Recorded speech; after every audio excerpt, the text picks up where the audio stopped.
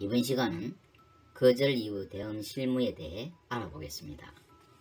의견제출 통지서는 예전에는 거절 이후 통지서라고 했었는데 부정적인 의미 때문에 거절 이후 통지서는 의견제출 통지서로 바뀐 것 같습니다. 거절 이후 대응 실무에 대해 좀 더 자세히 알아보겠습니다. 먼저 의견제출 통지서를 검토합니다.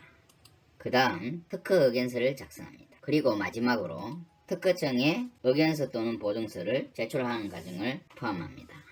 이후 거절 이후 대응 실무에 대해 좀 더 자세히 알아보면 거절 이후 대응이라고 하면 먼저 의견 제출 통지서를 검토해서 심사관 주장에 대한 대응 방안을 마련합니다. 다음으로 특허 의견서를 작성하는 것으로 상기 대응 방안에 따른 의견서 또는 보증서를 작성합니다. 그리고 마지막으로 의견서 보증서를 특허청에 제출하면 되겠습니다. 거절 이후 대응 실무에서 첫 번째 과정으로 의견 제출 통지서를 검토하는 과정이 필요합니다. 여기서 가장 흔한 거절 이후 삼형제가 있는데 첫 번째 기재불비, 두 번째 신규성 흠결, 세 번째 진보성 흠결이 되겠습니다.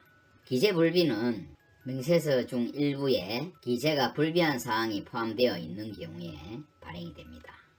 신규성 흠결은 공지된 인용 발명과 내용이 동일하다는 것입니다. 그리고 진보성 흠결은 공지된 인용 발명으로부터 용이하게 발명할 수 있다는 것입니다. 기재불비에 대한 대응 방안을 알아보겠습니다. 기재불비에 대한 검토는 심사관의 주장에 대해 검토해서 심사관의 주장이 타당한 경우에는 해당 부분을 보정하는 방안을 마련할 수 있고, 두 번째, 심사관 주장이 부당한 경우 부당하다는 의견 개진을 하는 방안을 마련할 수 있습니다. 참고적으로 경험에 비추어 보면 대략 90% 정도는 심사관의 주장이 타당합니다.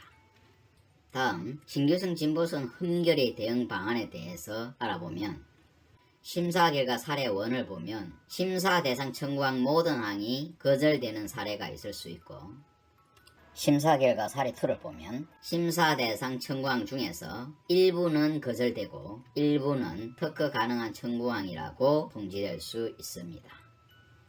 심사 결과 1, 즉 모든 청구항이 거절된 경우에 대해서 그 대응 방안을 마련하는 과정을 보면 첫 번째로 인용 발명과의 차이점을 찾아내고, 두 번째 그 차이점에 기초해서 반박하는 방안을 마련하며, 그리고 마지막으로 방안에 따라 의견서를 작성하고 거절을 대비해서 분할 출원을 고려하는 방안을 마련할 수 있습니다. 심사 결과 사례 2, 즉 특허 가능한 청구항이 있는 경우에 대해서 대응안을 살펴보면 첫 번째로 대응안 사례 1은 특허 가능한 청구항을 먼저 등록받고 분할 출원하는 방안을 고려할 수 있고, 두 번째로 대응안 사례 2로 거절된 청구항에 대한 반박 의견 대응을 마련할 수 있습니다. 의견서 작성 과정에 대해서 간단히 살펴보면 통합명세서 작성기를 실행합니다. 통합명세서 작성기를 실행하고 국내 출원 세문서를 선택하고 의견서 번역문 기타 문서를 선택하고 의견서를 확인하면 의견서 폼이 열리고 의견서를 작성해서 저장할 수 있습니다. 또는 국내 세문서를 클릭하는 것 대신에 미리 준비되어 있던 의견서 샘플 파일을 불러와서 작성할 수도 있습니다. 그 다음 단계로 의견서 작성이 완료되었으면 제출 파일 생성 변환을 해서 제출 파일을 생성합니다. 제출 파일의 확장자는 HLZ이 되겠습니다. 참고로 상기 제출 파일을 이용해서 의견서를 특허청에 제출할 수 있습니다. 보증서를 작성하는 과정에 대해서 살펴보겠습니다. 보증서 작성도 의견서 작성과 마찬가지로 통합명세서 작성기를 실행합니다. 통합명세서 작성기를 실행한 다음 첫 번째로 최종본을 불러와서 새 이름으로 저장하고 보증서를 작성한 후에 저장을 합니다. 이때 저장되는 파일 확장자는 HLZ입니다.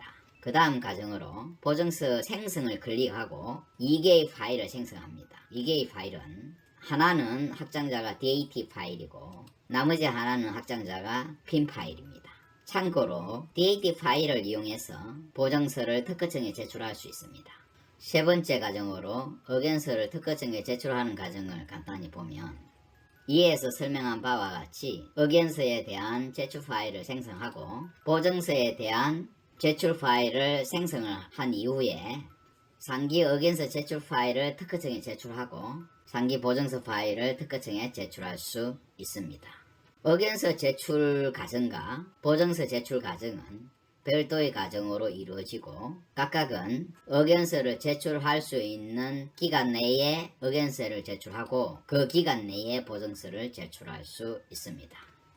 이러한 의견서 및 보증서를 특허청에 제출하는 과정에 대해서는 별도 영상에서 자세히 설명할 예정입니다. 감사합니다.